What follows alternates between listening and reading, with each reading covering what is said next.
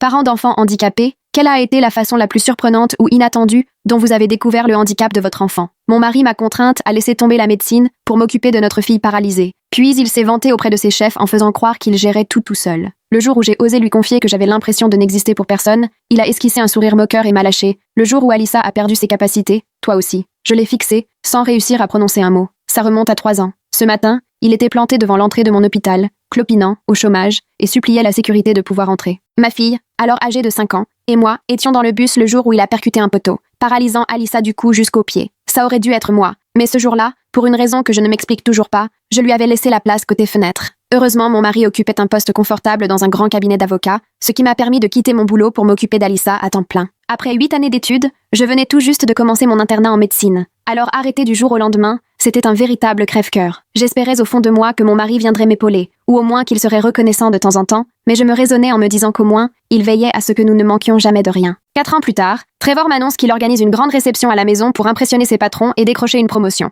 Il m'a bien précisé que je ne pourrais y assister que si je faisais semblant qu'il était le seul à s'occuper d'Alyssa. Sur le moment, ça m'a paru bizarre, mais j'ai accepté, pensant qu'un meilleur salaire ouvrirait plus de perspectives à notre fille. Les semaines qui ont précédé la réception ont été éprouvantes, c'est peu dire. Trevor surveillait tout dans les moindres détails, comme si la moindre faute de goût sur les serviettes ou le choix du vase pouvait compromettre son avenir. Et pendant ce temps, je l'entendais au téléphone se vanter auprès de ses collègues de tout gérer de front, une fille handicapée, une réception, et son boulot à temps plein. Ça me rongeait, mais je me disais qu'il fallait tenir pour assurer à Alyssa une vie meilleure, peut-être même la fac sans dette. Au fil des jours, Trevor a tellement joué la victime débordée qu'il a fini par obtenir un allègement de ses horaires. Il a utilisé son temps libre pour se refaire tous les matchs de NBA des années 80. Je m'étais toujours dit qu'il s'impliquerait davantage s'il avait plus de temps, mais là, j'ai vu qui il était vraiment. Le jour J arrive. Trevor m'offre une sublime robe longue bleu Ralph Lauren, sûrement à près de 2000 €. Ça ne changeait rien à l'amertume que je ressentais, mais je me sentais jolie malgré tout. Pour Alyssa, j'ai cassé ma tirelire et lui ai acheté une robe Dior rose à paillettes. Elle a rayonné en se voyant, et j'ai eu le cœur serré de la voir heureuse. Au fur et à mesure que les invités arrivaient, j'ai constaté que tout le monde me présentait comme la femme de Trevor, jamais par mon prénom. Mais comme la soirée se passait bien, j'ai laissé couler. Jusqu'à ce qu'un silence se fasse et que Trevor en profite pour se payer ma tête devant tout le monde. Vous savez, Sally ici présente ne travaille même pas. Elle se contente de me regarder m'occuper d'Alyssa et passe ses journées à lire des blogs de maman sur Pinterest. Les hommes riaient, les femmes me lançaient des regards noirs. J'ai senti la honte me monter aux joues, mais je me disais que Trevor était prêt à tout sacrifier pour offrir une belle vie à notre fille. Mais il ne s'est pas arrêté là. Elle ne sait même pas s'occuper de notre fille. Le jour où Alyssa a perdu ses capacités, ma femme aussi. Les rires ont fusé, et Trevor a continué à en rajouter, me traitant de fainéante, d'incapable, de mauvaise mère, tout ça sous couvert d'humour. Puis il est allé trop loin. En fait, si elle avait changé de place dans le bus ce jour-là, Alyssa serait peut-être encore normale. J'ai regardé ma fille, redoutant qu'elle soit blessée ou en colère, et elle l'était, mais pas contre moi. C'était Trevor qu'elle visait du regard. Son doigt a bougé, signe qu'elle voulait parler, ce qu'elle ne faisait que quand il y avait un vrai souci. Papa ment, c'est maman qui fait tout pour moi. Elle connaît tous mes médicaments, alors que papa ne sait même pas lequel est violet ou jaune. Il ne sait pas comment m'aider à mieux respirer. Maman reste avec moi toute la journée. Elle me lit Bonne nuit lune 17 fois si je lui demande. Toute la pièce s'est figée. Maman m'aime quoi qu'il arrive. Personne n'a le droit d'être méchant avec elle. Trevor ouvrait la bouche sans qu'aucun mot n'en sorte, comme un poisson hors de l'eau. Ses supérieurs, eux, me regardaient soudain avec respect. Rapidement, tout le monde est venu me féliciter d'être une mère extraordinaire. Mais l'histoire ne s'est pas arrêtée là, car Trevor a pris la défense d'Alyssa comme prétexte pour faire éclater la famille. Il a demandé le divorce sur le champ, m'accusant d'être une mère dangereuse qui manipule sa fille handicapée. Il s'est installé dans la chambre d'amis et s'est mis à noter la moindre fois où je quittais Alyssa, même juste pour aller aux toilettes. Il a engagé Melissa, sa collègue du cabinet, comme avocate, qui lui a conseillé d'effectuer quelques gestes de soins pour renforcer son dossier. Quand il a tenté la routine du matin d'Alyssa, il a tiré par erreur sur sa sonde d'alimentation et l'a fait souffrir. J'ai rattrapé le coup, mais Trevor a supprimé la vidéo de surveillance et raconté à son avocate que j'avais saboté ses efforts. Melissa a déposé une requête d'urgence pour la garde, soutenant que je montais Alyssa contre son père et que je l'empêchais de s'en occuper. Le tribunal a ordonné une évaluation. Diane, la professionnelle en charge, m'a paru compréhensive au début, mais Trevor l'a vite charmée en prétendant que je souffrais du syndrome de Munchausen par procuration et que je gardais Alyssa plus malade qu'elle ne l'était. Trevor s'est mis à intercepter mes appels avec les médecins et à déplacer des rendez-vous pour que je les rate, puis il notait chacune de mes absences. Il est aussi devenu très proche de Brenda, l'infirmière de nuit, à coups de café hors de prix, et elle s'est mise à lui faire des comptes rendus sur mes soins. J'ai compris qu'il transférait peu à peu l'argent du compte commun, qu'il planquait des biens et creusait des dettes sur mes cartes bancaires. Le jour où je l'ai confronté, Trevor n'a enregistré que ma réaction, jamais ses propres aveux. L'état d'Alyssa s'est dégradé avec toute cette tension et elle a fini à l'hôpital. Trevor a alors raconté à l'assistant social que j'étais responsable de ce climat toxique à la maison. À partir de là, Jason, l'assistant social, a commencé à enquêter. Ma sœur Lorraine m'avait proposé son aide, mais Trevor a menacé sa place au rectorat, où son ami était inspecteur d'académie. Lorraine a donc préféré prendre ses distances. Trevor a alors engagé une aide à domicile, Bethany, soi-disant parce qu'il avait besoin de soutien étant donné mon instabilité. Mais en réalité, Bethany était là pour tout noter et m'accuser de négligence. J'ai fini par réaliser que Bethany laissait Alyssa trop longtemps dans des couches sales pour me faire passer pour une mauvaise mère. L'évaluatrice a recommandé une garde partagée, avec Alyssa chez Trevor le week-end. Dès le premier week-end, il a laissé Alyssa à Bethany pour aller jouer au golf. Alyssa a eu de graves escarres. J'ai tout consigné, mais Trevor a soutenu qu'elles étaient apparues avant et que je cherchais à le piéger. Son cabinet l'a promu en mettant en avant son image de père célibataire dévoué, puis il a annoncé ses fiançailles avec Melissa, ce qui a surpris tout le monde. J'ai découvert que leur relation remontait à 2 ans avant la fameuse soirée professionnelle. Trevor a déposé une demande pour obtenir la résidence principale d'Alyssa, prétendant que j'étais vindicative à cause de sa nouvelle relation. Faute de moyens pour un avocat, j'ai dû assurer ma propre défense au tribunal et j'ai commencé à tout enregistrer légalement. Au cours d'un échange de garde, Trevor a dit à Alyssa que maman essayait de l'éloigner de papa. Alyssa a fait une crise de panique qui a nécessité une intervention d'urgence. Les dossiers médicaux ont montré que Trevor avait attendu 40 minutes avant d'appeler les secours. À l'hôpital, j'ai trouvé Brenda, l'infirmière de nuit, en larmes dans les toilettes. Elle m'a avoué que Trevor l'avait menacée de dénoncer sa situation d'immigration si elle refusait de m'espionner, et elle a accepté de témoigner. Peu après, Bethany, rongée par la culpabilité, m'a contactée. Elle a révélé que Trevor l'avait engagée expressément pour négliger Alyssa et rapporter mes réactions, et elle m'a fourni des messages de lui donnant ses instructions. Lors de l'audience finale, l'avocate de Trevor, Melissa, paraissait confiante. Elle a présenté Trevor comme le parent stable, moi comme une mère au chômage et instable émotionnellement. Je me suis défendue seule, méthodiquement, en présentant toutes mes preuves. Mes relevés bancaires montrèrent que Trevor avait vidé les comptes, tandis que je puisais dans mes économies pour subvenir aux besoins d'Alyssa.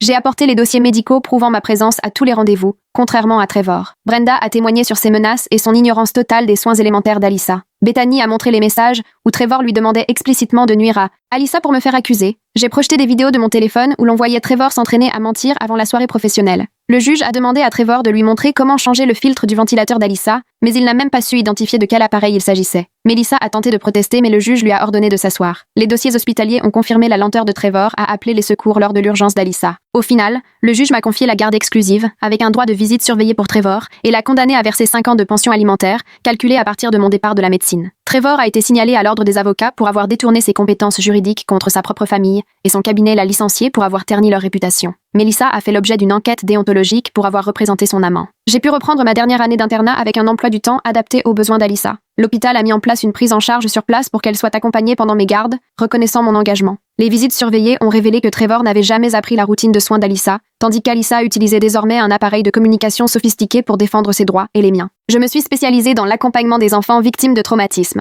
comme si la boucle était bouclée. Trevor, de son côté, s'est retrouvé à faire de la paperasse dans une petite compagnie d'assurance, évitée par ses anciens collègues lors des conférences. J'ai créé une fondation pour offrir du répit aux parents d'enfants lourdement handicapés, afin qu'aucun ne traverse ce que j'avais vécu seul, et la première année a dépassé toutes les espérances. Nous avons aidé plus de 200 familles à affronter le parcours du combattant, que sont les soins aux enfants gravement handicapés. Chaque victoire me rappelait pourquoi j'avais tout fait pour reconstruire ma vie. Mais Trevor ne supportait pas de me voir réussir, et ses visites avec Alyssa devenaient de plus en plus problématiques. La superviseure désignée par le tribunal, Catherine, a relevé des comportements préoccupants. Trevor arrivait en retard, passait son temps sur son téléphone et lançait des pics à propos de ma brillante carrière. Quand Catherine lui rappelait de se concentrer sur Alyssa, il se plaignait d'être victime d'exigences injustes. Un samedi matin, Trevor est arrivé avec une tablette hors de prix pour Alyssa, mais il ne s'était même pas renseigné sur ses besoins en communication ni consulté son équipe thérapeutique. Quand Alyssa a eu du mal avec l'appareil, il s'est agacé, lui a saisi la main brusquement, essayant de forcer ses doigts à glisser sur l'écran. Il était totalement insensible aux signaux de détresse d'Alyssa. Catherine est intervenue tout de suite.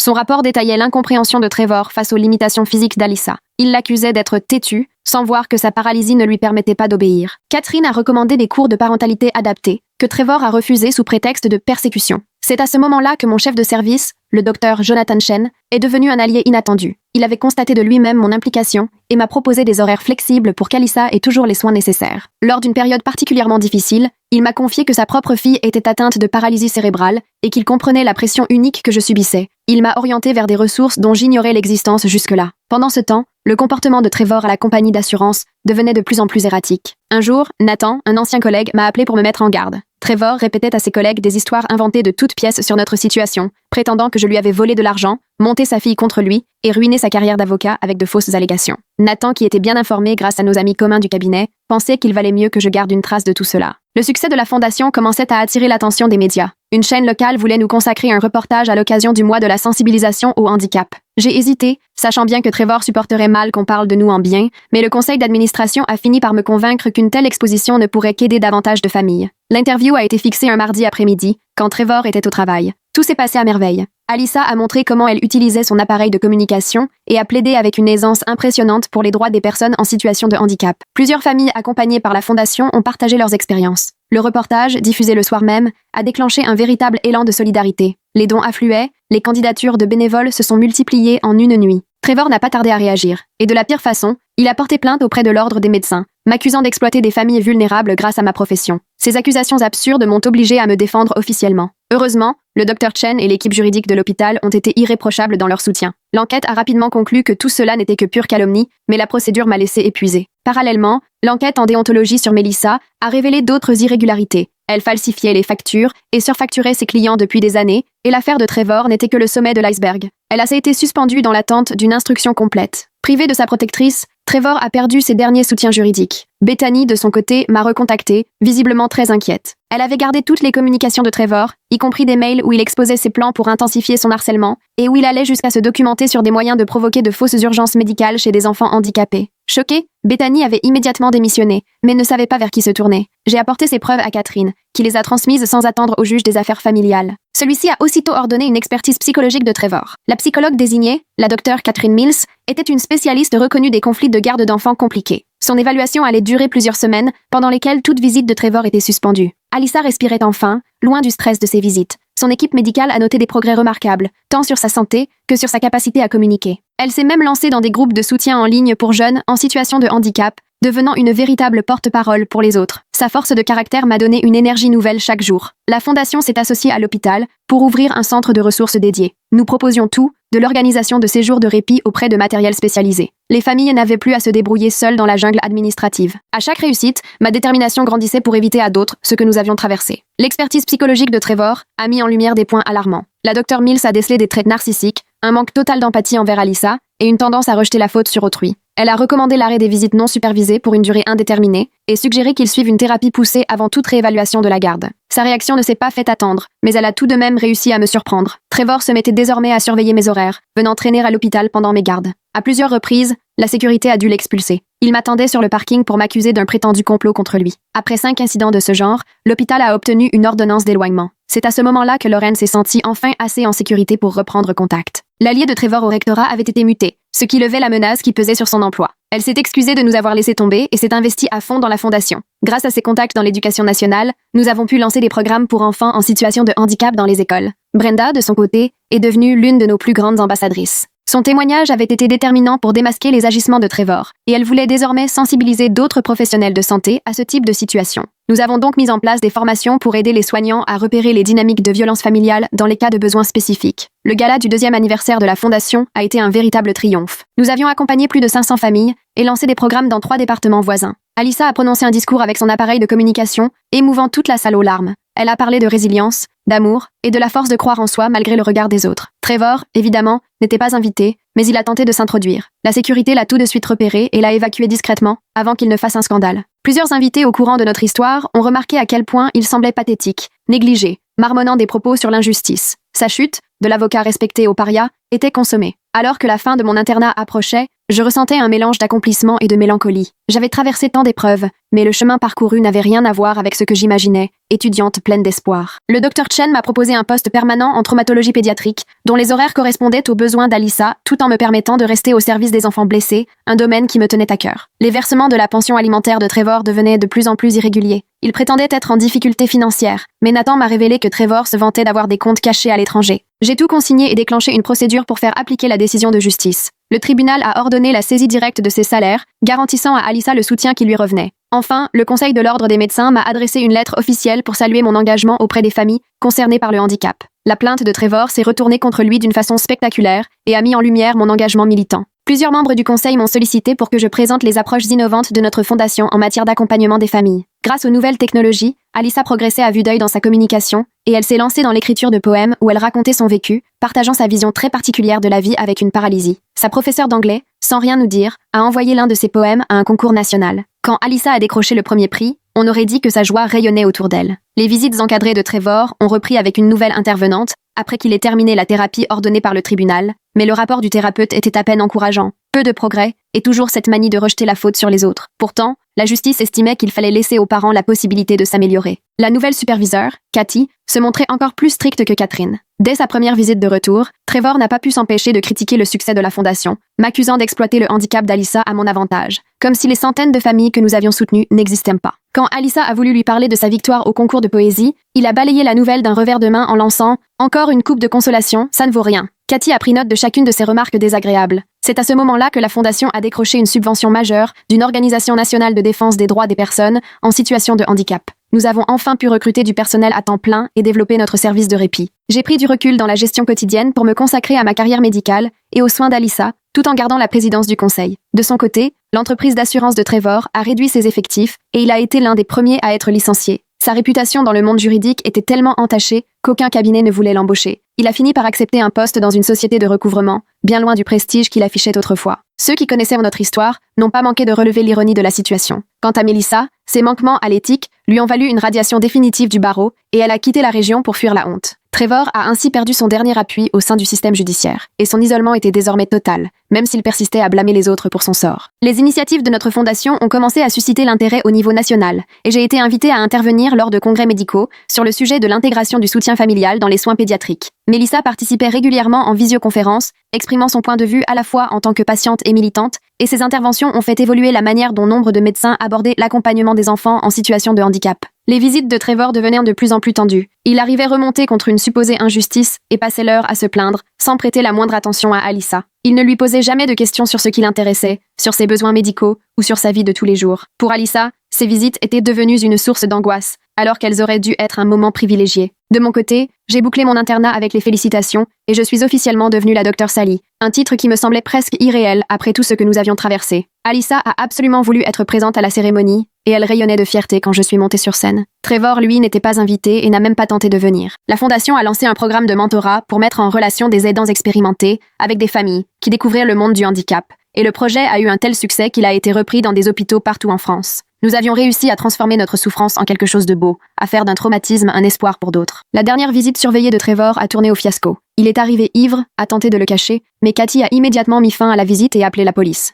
Son arrestation pour avoir violé les conditions de garde alors qu'il était sous l'emprise de l'alcool a dissipé les derniers doutes sur ses capacités parentales. Le tribunal a suspendu toutes ses visites, sans limite de temps. Alors que je préparais ma première journée en tant que médecin titulaire, je repensais à tout ce que nous avions traversé. Celle que j'étais autrefois, une femme terrifiée qui avait abandonné ses rêves pour s'occuper de sa fille paralysée, était devenue bien plus forte que je ne l'aurais jamais cru possible. Alyssa, elle, était épanouie, brillante et d'une grande bienveillance malgré tous les obstacles. La Fondation continuait de grandir, touchant désormais des milliers de vies. Nous avions bâti un réseau où aucun parent n'était condamné à l'isolement, ni à la manipulation que j'avais subie. Finalement, les tentatives de Trevor pour nous détruire avaient abouti à la naissance d'un projet qui nous survivrait à tous. Son héritage à lui se résumait à l'échec et à l'amertume. Le nôtre, à la résilience, à l'amour et à l'espoir. Le lendemain de l'arrestation de Trevor, tout a basculé. En arrivant à l'hôpital pour ma première garde de titulaire, j'ai découvert des images de vidéosurveillance montrant Trevor qui tentait d'entrer dans le service pédiatrique à 3 heures du matin. Il a été refoulé par le vigile de nuit, mais non sans causer un incident qui a nécessité l'intervention de la police. L'administration de l'hôpital a aussitôt renforcé la sécurité et diffusé sa photo à toutes les entrées. Par ailleurs, le recueil de poèmes d'Alyssa a attiré l'attention d'un éditeur spécialisé dans les témoignages autour du handicap, qui lui a proposé un contrat,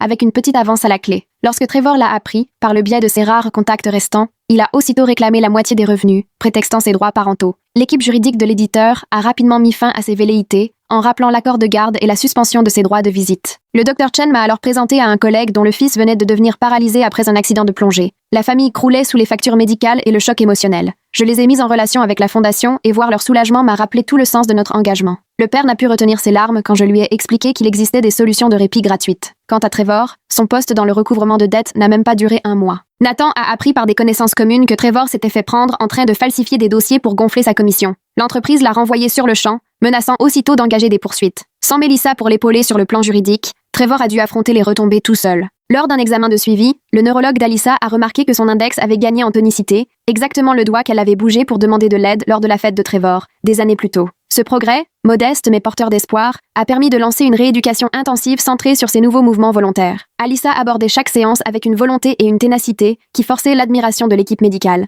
À la réunion du conseil d'administration de la Fondation, il est vite apparu que notre fonctionnement actuel ne tenait plus la route. Nous devions évoluer vers une association pour mieux encadrer la croissance des dons et étoffer nos actions. Chaque soir, après mes gardes à l'hôpital, je travaillais avec des avocats pour mettre en place une gouvernance solide. cette fois pour protéger les familles vulnérables, loin des combines juridiques de Trevor. Un jour, Bethany est arrivée à l'improviste dans mon bureau, rongée par la culpabilité de s'être laissée entraîner dans les manigances de Trevor. Elle voulait vraiment se racheter, au-delà de son témoignage, et a proposé de s'investir bénévolement dans la fondation. Avec son expérience d'aide-soignante, elle a commencé à former d'autres bénévoles à détecter la négligence et la manipulation, apportant un regard précieux pour élaborer de meilleurs protocoles de détection. Le cabinet d'avocats où travaillait Trevor a été placé sous le feu des projecteurs après plusieurs signalements d'anciens employés dénonçant une culture interne toxique qui avait permis ces dérives. Les associés principaux, qui avaient fermé les yeux sur ces agissements envers notre famille, ont discrètement pris leur retraite tandis que la direction mettait en place de nouvelles règles strictes sur l'éthique et la vie familiale. Par ailleurs, l'entreprise qui fabriquait le dispositif de communication d'Alyssa l'a sollicité pour tester en avant-première la nouvelle version,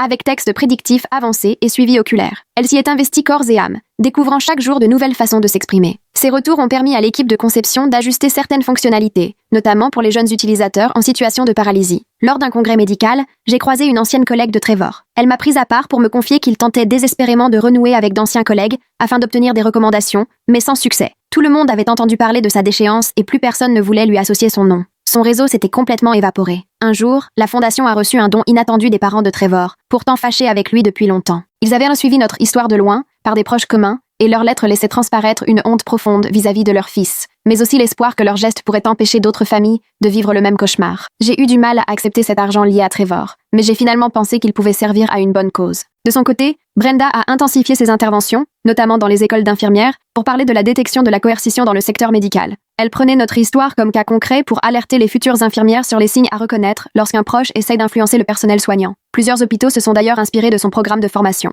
Au cours d'une garde particulièrement difficile, j'ai pris en charge une petite fille grièvement blessée à la colonne vertébrale lors d'un accident de la route. Le choc et la détresse de ses parents m'ont cruellement rappelé notre propre parcours. J'ai pris le temps de leur expliquer les étapes qui les attendaient et je les ai mis tout de suite en contact avec la fondation. Voir renaître l'espoir dans leur regard a donné un sens à toutes les épreuves qu'on avait traversées. Par ailleurs, le casier judiciaire de Trevor le bloquait dans toutes ses tentatives d'embauche, la plupart des vérifications d'antécédents lui fermant les portes. Nathan m'a appris qu'il avait été aperçu travaillant au noir dans une entreprise de déménagement, chargé de manipuler des cartons pour un salaire de misère. Lui qui portait autrefois des costumes hors de prix pour impressionner la galerie, peinait désormais à joindre les deux bouts. Le lancement du livre d'Alyssa a été un vrai succès. Lors de la séance de dédicace dans une petite librairie, des centaines de personnes issues de la communauté du handicap se sont déplacées. Grâce à son appareil de communication, elle a lu des extraits de son ouvrage, et la salle a été marquée par la force et la sagesse de ses mots sur la résilience et l'affirmation de soi. Les médias locaux ont largement salué ses réussites, reléguant au second plan les drames qui avaient touché notre famille. De son côté, la Fondation a élargi son programme de répit en proposant désormais des accueils de nuit, permettant aux parents d'enfants handicapés de souffler, confiants de les savoir entre de bonnes mains.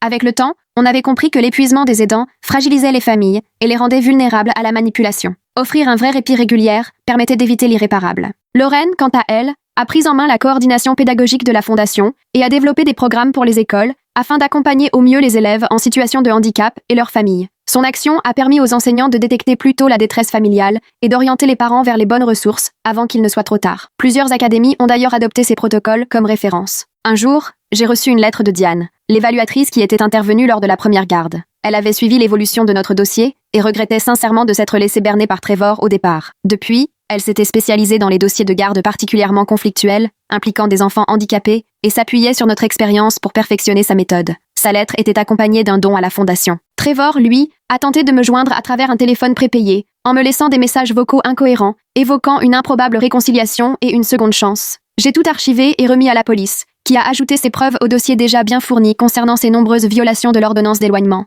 Son désarroi semblait maintenant virer à quelque chose de plus sombre et inquiétant. Finalement, l'hôpital m'a promu chef du service de traumatologie pédiatrique à peine 6 mois après ma titularisation, un poste qui demandait davantage de responsabilités, mais m'offrait aussi la souplesse nécessaire pour continuer à m'occuper d'Alyssa. Le Dr Chen a insisté sur le fait que ma vision singulière faisait de moi un atout précieux pour accompagner les familles confrontées à des situations similaires. L'exclusion de Mélissa du barreau avait fait grand bruit dans les médias juridiques nationaux, révélant les dérapages éthiques au sein du droit de la famille. Les facultés de droit s'étaient emparées de son affaire comme cas d'école dans leurs cours de déontologie, afin de mettre en garde les futurs avocats contre les conséquences d'un engagement personnel trop poussé auprès des clients. Sa chute impressionnante est devenue le parfait contre-exemple dans tout le milieu juridique. Quant à la rééducation d'Alyssa, elle a réservé des surprises. Elle a récupéré une motricité partielle de l'index et du majeur droit, de quoi utiliser de manière autonome certains interrupteurs adaptés. Sa kinésithérapeute lui a préparé des exercices sur mesure pour tirer le meilleur parti de cette nouvelle capacité. Chaque petite avancée était le fruit d'heures de travail acharné, que rien ne semblait entamer chez Alyssa, tant sa détermination était solide. Le rapport annuel de la Fondation témoignait d'une aide apportée à plus de 1000 familles en seulement 2 ans. Notre modèle avait essaimé dans 12 régions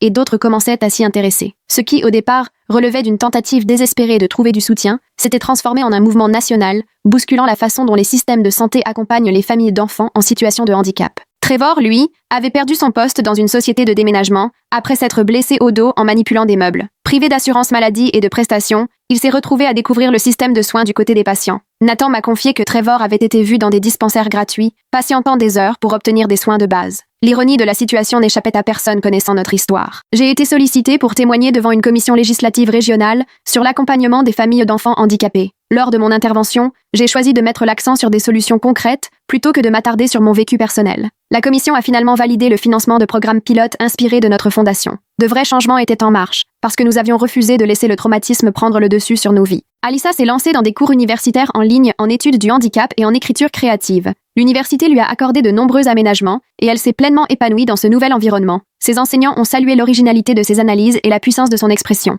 Elle envisageait de concilier ses passions pour défendre la cause du handicap par le biais de la narration. La Fondation venait d'accueillir sa toute première directrice générale, ce qui m'a permis de prendre du recul sur la gestion au quotidien, tout en restant investie dans la stratégie. Cette nouvelle directrice, qui avait grandi aux côtés d'un frère handicapé, apportait un regard neuf et une énergie nouvelle à nos actions. Nos réunions de conseil portaient désormais sur l'avenir et le développement, et non plus sur la simple survie. La dernière tentative de Trevor pour retrouver un semblant d'importance a été de lancer un blog sur les droits des pères et les affaires de garde. Ces publications, décousues et empreintes d'amertume, n'ont suscité aucune réaction. Les rares abonnés ont vite tourné la page, déçus de n'y trouver ni conseils, ni réflexion, mais seulement des reproches et de l'apitoiement. Brenda, quant à elle, s'est vue décerner un prix d'excellence pour son engagement infirmier, récompensant en partie son militantisme. Elle était passée du rôle de complice involontaire de Trevor à celui de porte-voix respecté d'une pratique médicale plus éthique.